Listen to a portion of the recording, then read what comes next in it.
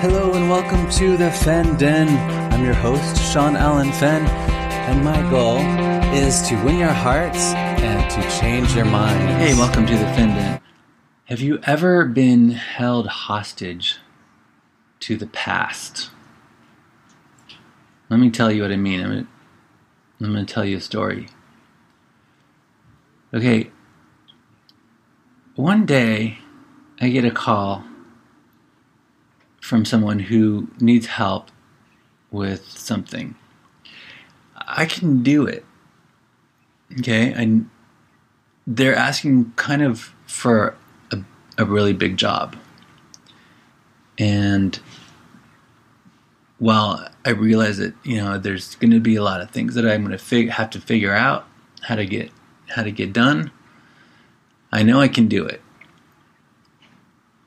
The only little drawback is you can tell this person is going to be, how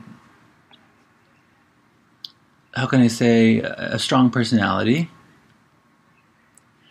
Okay, but you can help this person. They were referred to by a friend, and so you kind of feel obligated to help. And that was me. I actually enjoy helping people. Of course I do. And I feel it's my responsibility to help who I can, especially if it's work. Okay? I like working. Now, so even though I knew what they were asking for was kind of weird, in that there were some things that were kind of illogical that they were asking for. I went ahead and did it anyway. Went ahead and started the work anyway. Okay. Now, one of my, I guess, I was going to say flaws, but we all have this flaw. We have blind spots. And we don't know what we don't know. Well,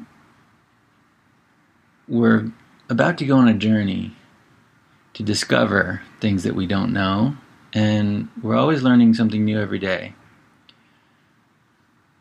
which gave me confidence that I could figure this out. I could help this person, and it's a dear person. Like I really love this person.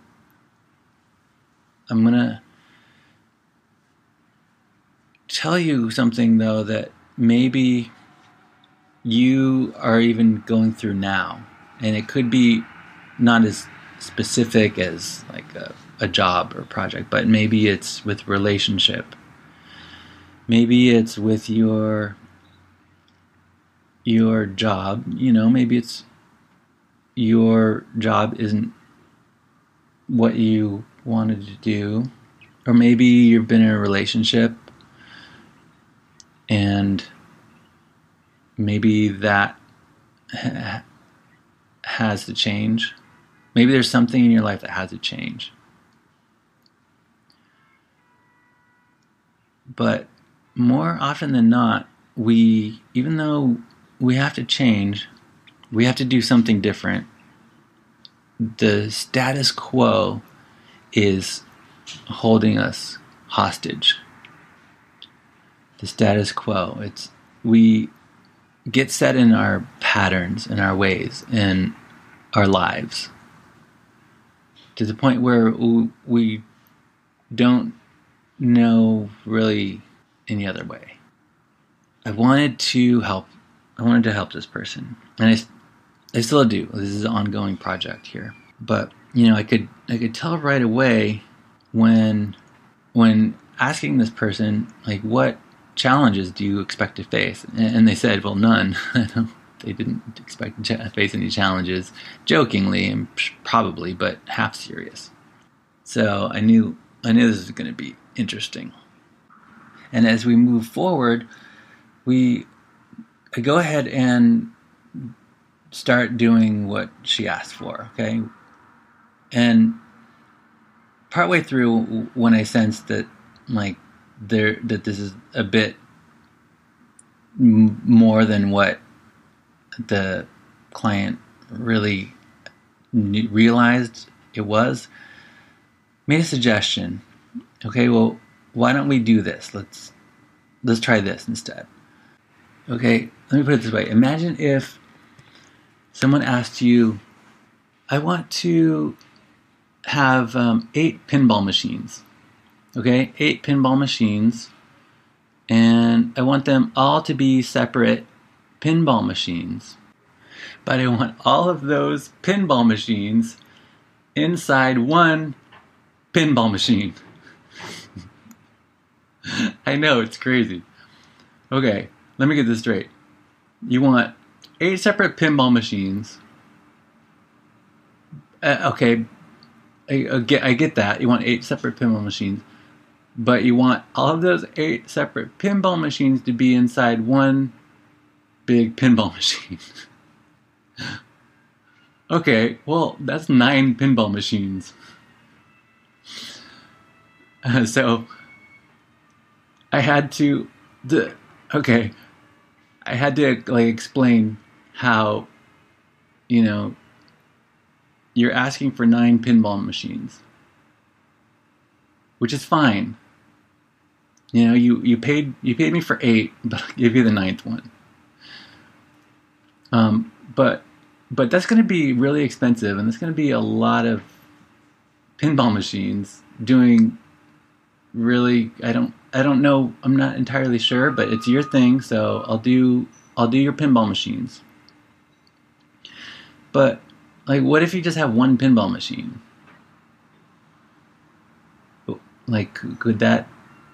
Could that be easier for you?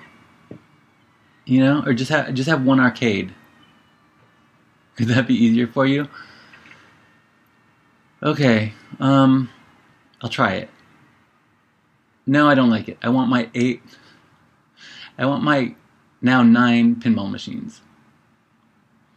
Okay, well, let's see. And now I have to explain how these 8 pinball machines won't really fit into the 9th pinball machine. So you're just going to have these 9 pinball machines, and this 9th one is going to be doing, I don't know. The 9th one is just going to be just extra, I guess. Okay, I don't know. So didn't see any of these complications coming. And so here we are with all of these pinball machines, and lo and behold, no one's playing pinball. And I went ahead and gave you all these pinball machines, and now going into it, I kind of didn't really fully sit down with you and say, okay, how is anyone going to find your pinball machines? Because they're not. The arcade that they're in is surrounded by. They're on the same block with a million other arcades. So that's what this is. When you put the cart before the horse. I've done it before. Putting the cart before the horse when you have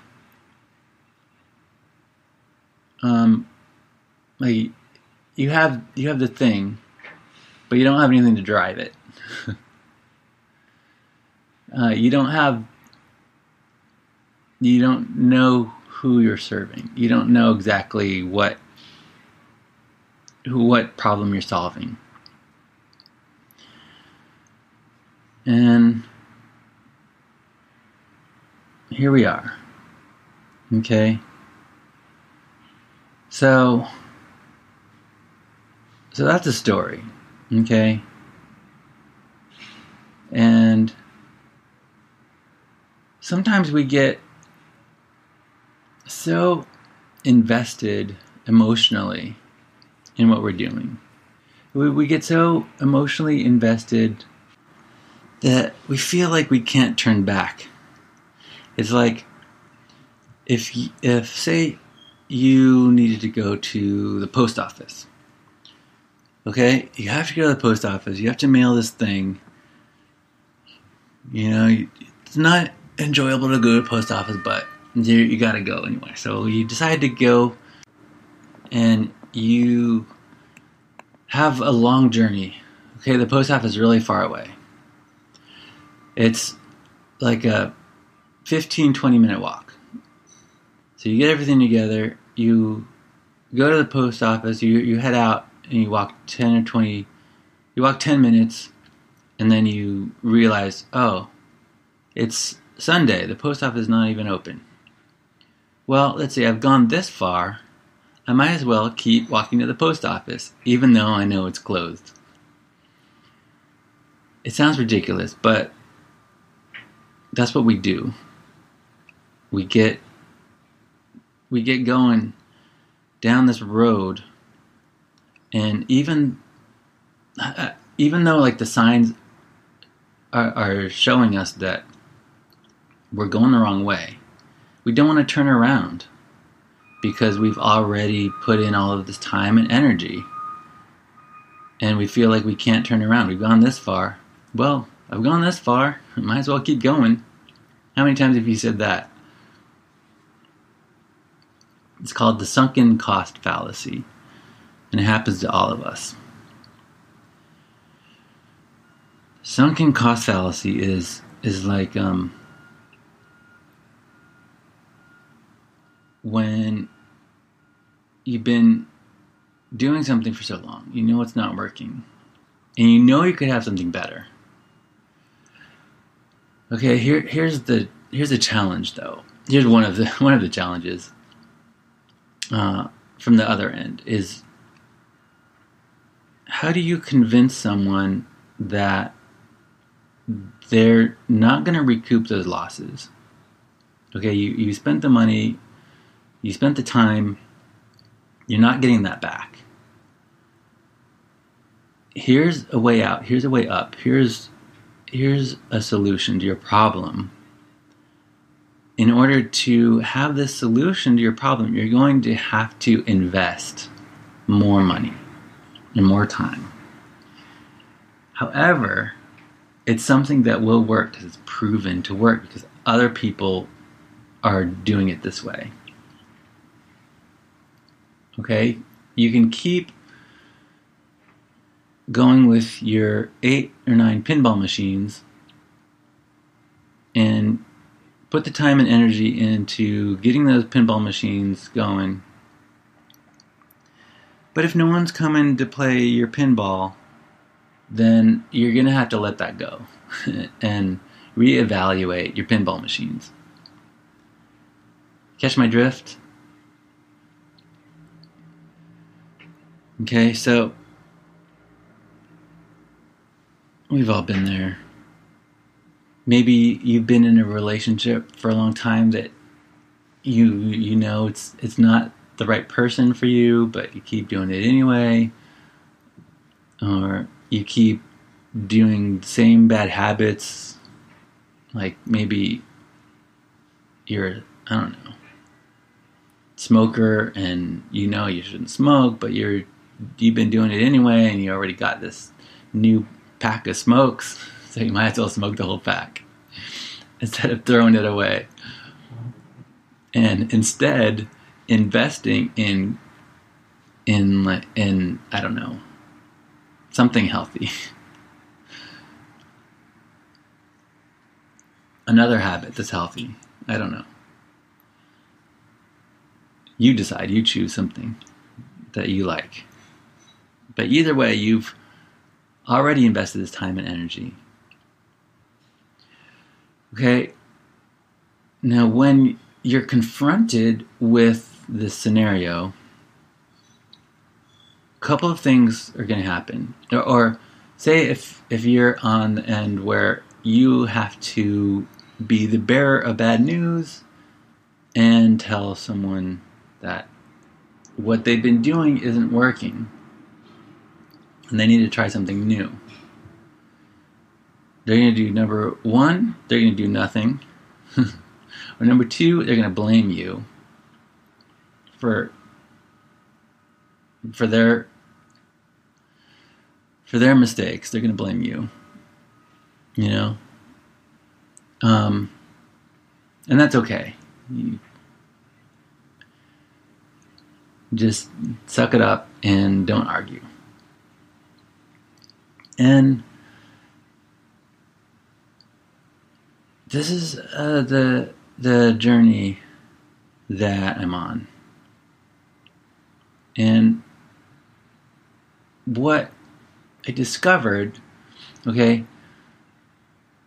was that number one, when you're doing something just for the money, it's very seldom just for the money. You know, most people actually do want to help, and I do, but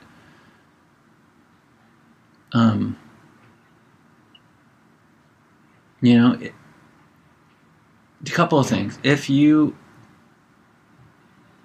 know, no matter what, you're going to learn something. If you can pick and choose who you work with, then that's great. More power to you. And I believe that everyone should get to the point where that they can pick and choose who they want to work with and be able to turn down business if they know it's like not the right thing.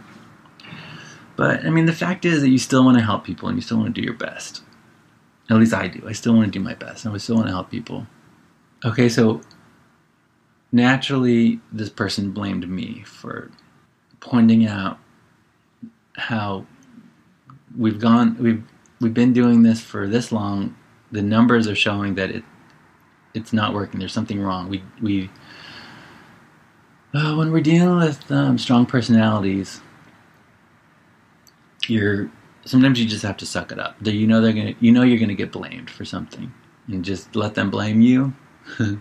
So that was a conversation that I had. I didn't tell them from the get-go that what they were doing wasn't gonna work. Because imagine if I did, what would have happened? Would they have even listened? Because sometimes you have your mind made up. If you try and tell someone otherwise, it's going to backfire on you. Inevitably, it'll backfire. Because they'd rather be right than be rich. Like Tai Lopez says, would you rather be right or be rich? Which is it? Because I'd rather be rich. I don't care if I'm wrong. Because there's a 50% chance that I'm going to be wrong. And if I'm okay with that, then there's no harm, no foul. So that's when, after going through this week, this is where I had an epiphany. It wasn't that anyone was wrong. It's not that the client's idea was wrong, and it's never beneficial to make anyone wrong. You know, we probably started, I could have done better to make sure that we didn't start off like without knowing what the desired objective, what's the desired outcome. Okay, that's my epiphany, is that I started wrong. And maybe this will help you too, because going forward, this is what I learned. We have to make sure we understand why, if it's, you know, me or you, why we are doing what we're doing. What is the desired outcome? Now, I started wrong because I didn't find out exactly why this client was asking for what they were asking for. What was the reason? What is the goal behind the goal? Okay, why would you... What led you to want to do this? So that's what I always have to find out from now on, is why. Okay, why do you want 8 pinball machines, and what good is having 8 of them when you can just have 1? Why would you want 8? Okay, and then now I know this already too, but I always get an answer, and that's kind of the one thing that I have to keep on myself about, is always get an answer. Okay, so it's not just enough to find out, to ask and not find out the answer. It's not enough just to ask. If you don't find out the answer, you're not, how are you supposed to accomplish anything? And by starting off knowing why, in other words, what is the outcome that you want? What is the desired outcome? Okay, so if you want to do something, why do you want to do it that way? And get an answer. And starting out, I didn't find out why this person wanted to do this way. I just said, okay, let's do it, without asking why. What is the objective? What's your desired goal? What is the outcome that you want? And of course, we're always learning. I'm always learning something new every day, and we learn as we go. And of course, because you're not born knowing everything. And also, you can't wait around until you know everything. And the important thing is, out of this challenge, out of this obstacle, of when you're confronted, or as I am confronted with someone who is under the spell of the sunken cost fallacy, where they already put this time and energy into something and they don't want to turn back and try something different.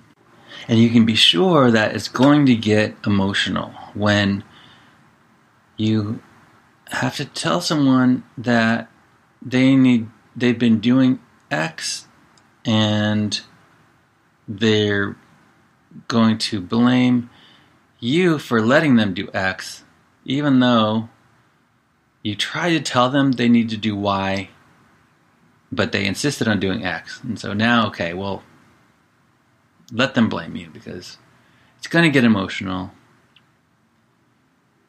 And in that conflict of helping someone to see what needs to change in order for them to get their outcome, first, if we don't know exactly what they want, how can we know how to get there? Okay, so that's the next thing that has to be taken care of, is find out exactly what they want specifically. And then why they want to do it their way, and now show them what this is I'm going to be honest, this is easier said than done. Okay, but don't be so emotionally invested to the point where you might be emotionally invested in things that don't matter, and the frivolous things. And we tend to do that. I do it. I tend to get obsessed with things that don't matter, or just get like too involved in things that don't matter, when you need to move on. Okay? Like, for example, making your logo bigger and wasting time on that discussion is not going to help you accomplish your goals, especially if you don't know what your goal is and your desired outcome. If you don't know what that is, then how are you supposed to get there? Okay, so in going through this, I set out originally just, okay, I wanted to help this person, and it was a job. It was a way to make money, okay? Something I could do. I wanted to, there's nothing wrong with making money and sincerely helping someone get what they want. That is what I set out to do.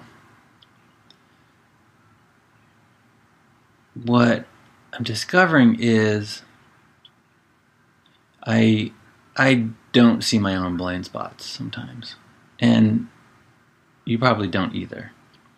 But when you do see them, when they are revealed, you're learning every day, and you're able to help whoever you are in charge of helping. As you learn and grow, you can help them learn and grow. At the end of the day, we're here to serve people, to help each other. And if when we started there was something I didn't know, now that I know it, it's my responsibility to help you get there too. Even though that you might blame me for you not knowing, and you might blame me for me not knowing when we first started. This is the way that we should go. And that's exactly what's supposed to happen. We are becoming our ideal self, as uncomfortable as it can be. And I, for one, embrace and look forward to facing these kind of challenges when faced with strong personalities and someone who is relying on me to help them, then it's my responsibility to help them. And if it means like they're going to get mad at me about something, then so be it.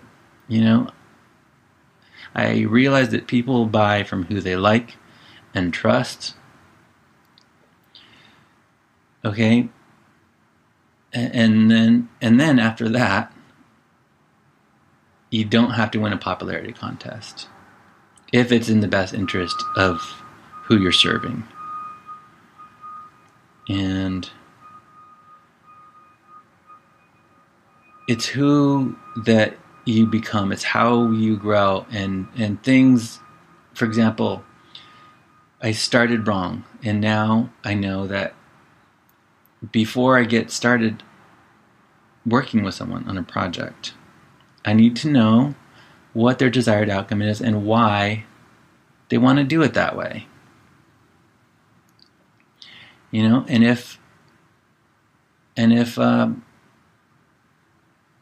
honestly, like I made the mistake of not saying, you know, this is a bad idea.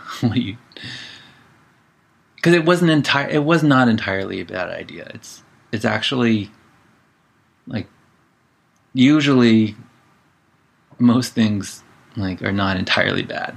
You can make it work. But as you start to learn more what the patterns, it's just watching patterns and watching trends and seeing how to, noticing people who are succeeding and just looking at the structure of what they're doing. And then as you begin to discover that and implement that, you can't be so emotionally invested that it's going to go against your whole initiative to begin with. Okay? So here's the plan. Now the plan is, anytime that you're going to help someone, or anytime you're going to serve a person, a relationship, your everything, because everything is people. Okay, we sure, we need to make money, and don't forget that it's the people who have the money, and you have to serve them. Okay, and it's just an exchange. It's just an energy exchange as you're serving people. And you're going to face roadblocks like these. When someone is being difficult, it's probably nothing that you haven't seen before, and it's probably something that you do as well. Like getting stuck in your own thing, and sometimes it sucks to be wrong, and sometimes you have to face that your baby is ugly. Okay, I hate to say it, but not every baby is cute. And if someone tells you your baby is ugly and your baby's really ugly, then don't get mad. I mean, I realize that you don't want to hurt people's feelings, but even if you did hurt their feelings, you got to get over it. If your feelings get hurt about something, okay. There was one day I was working at this job, and happened this customer, and everything seemed fine, but apparently there was something that I was missing, and I was trying to find out what this person wanted, and I just couldn't figure out how to make them happy. And they eventually left, so it was a lost cause. And I mean, at one point, that was probably me getting stuck in the sunken cost fallacy. Like, I invested time and energy with the person, and I can't figure out what they want. And I keep trying, but eventually they go anyway, and I don't win. And then I hear that they complain about me, which is okay, because people are going to complain about you. Well, another thing I've learned is don't try and please everyone. I know you know this, but sometimes I have to remind myself, don't try and please everyone. And by the way, thank you for listening to The Fen Den. I'm your host, Sean Allen Fenn, and my goal is to win your hearts and change your minds, but I'm not going to please everyone. Okay, so this person got mad at me, and then the person, the manager, the person who was in charge, was like asking me what happened, and I don't know. They didn't say anything. I don't know. They didn't express to me anything, and I was oblivious to it, I guess. I don't know, but I didn't mean to hurt their feelings or offend someone. And even still, maybe if you get offended or if you get your feelings hurt, maybe that's something that you have to deal with. Okay? If your feelings get hurt, maybe there's something going on with you. Now, not always.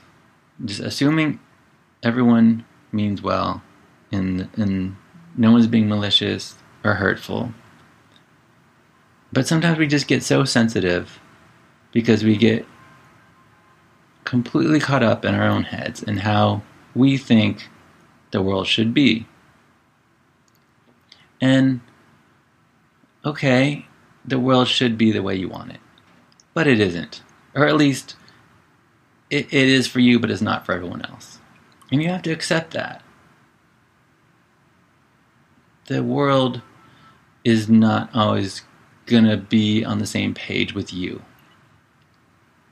And the quicker you realize that and just accept it, the better. Okay, so going forward, the plan is, if the person wants to work with you, find out why. Why now? Why at this time do they? Because they could have asked anyone, they could have gone to anyone else. So why you and why now? And what makes them want what they want, how they want it? Got to find out as eloquently and simply and easily as possible. But find out before you get started, because that will save you a lot of headaches. Okay, because if I had asked this client at the get-go, if I started off right, I should what I would do differently, and what I'll do from now on is say, okay, you want XYZ, and you want XYZ done in this way. Okay, why do you want it done that way? But you can't say exactly like that, because you don't want to put someone on defense. So a better way to find out is to say, okay, well, what makes you want to do it this way? What is the result that you want to get out of doing X, Y, Z in your way? What is the desired result? And get an answer, because they will probably be able to articulate it, and if they can't, then they're not a good fit for you. Okay, and the answer can't be just like, well, just because I want it that way, just because I think it's a good idea. There has to be more to it than that. Okay, so that's where I went wrong, and that's the plan from now on. I need to know you want something XYZ done that way. Tell me what result you want doing it that way, and would you consider doing it another way?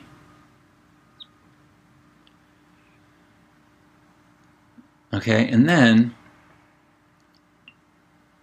now this is something I've talked about before, and I'm sure you know this already too, but you have to know who you're serving first.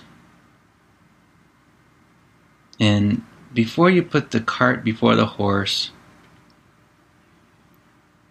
you got to know who you're serving, what problem you're solving for that person. And this is the biggest mistake that I've made and I've seen people make so far, and that this client made, is they don't know who they're serving. They have no idea. They just think, okay, I'll throw a product. I'll throw a bunch of products out there. I'll throw a bunch of stuff against the wall and see if it sticks. And it doesn't stick. And then they just keep throwing it against the wall. Okay, well, that didn't stick. Let's throw some other stuff against the wall. Well, you can do that till the cows come home.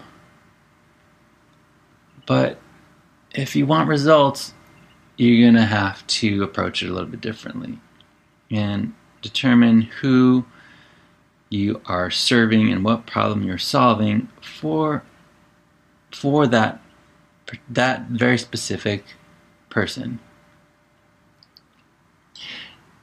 Another way to do it is either way, you want to find out who the ideal person is. And I love it when people know exactly who their ideal client is. It's so refreshing. Okay, and this is probably the number one thing. Like, if you're going to get started, Now, I'm not putting out this podcast because I have it all figured out, because everyone knows I don't. Okay, but this is what I've learned so far. Take it or leave it. See if it works for you. See if it resonates with you.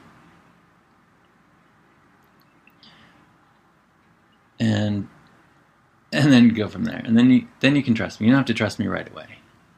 Okay?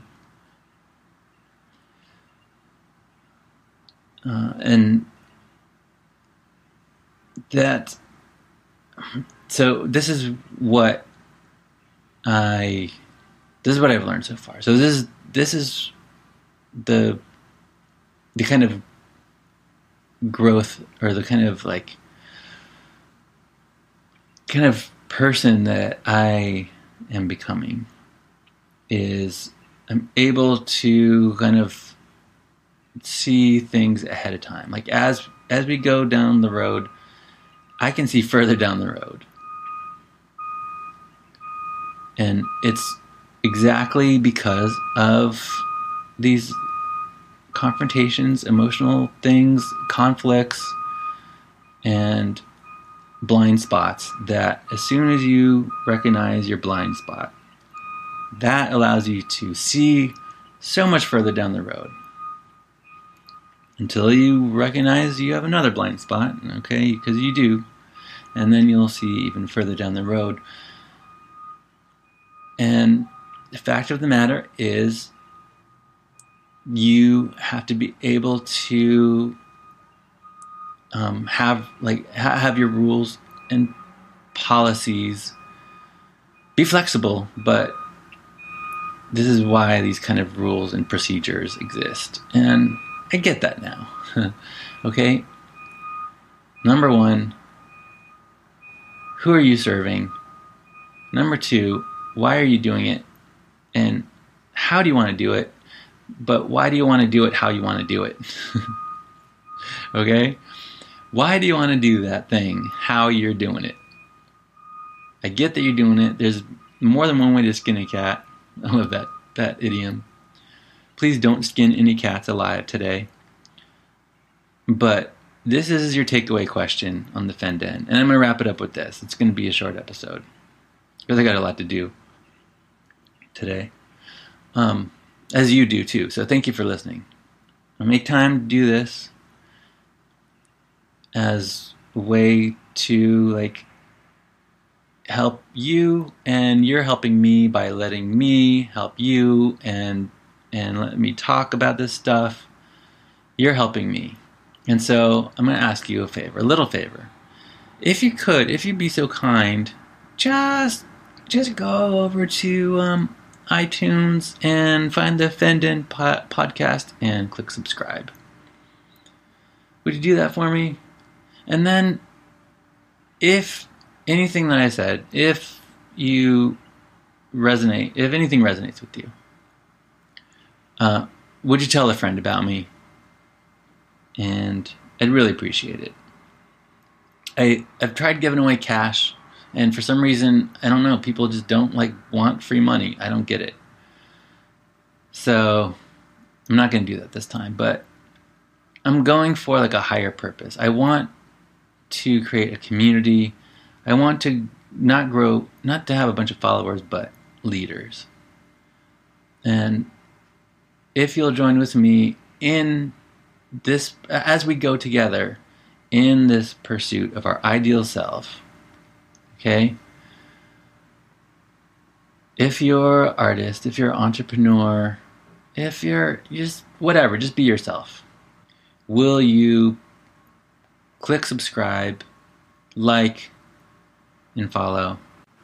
And you know what would be interesting is if you tag somebody who might be a little too emotionally invested in what they're doing. Are you a little too emotionally invested? Are you too emotionally invested in what you're doing?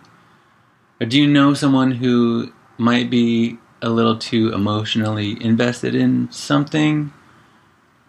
Tag them and let them know. And this is the takeaway question.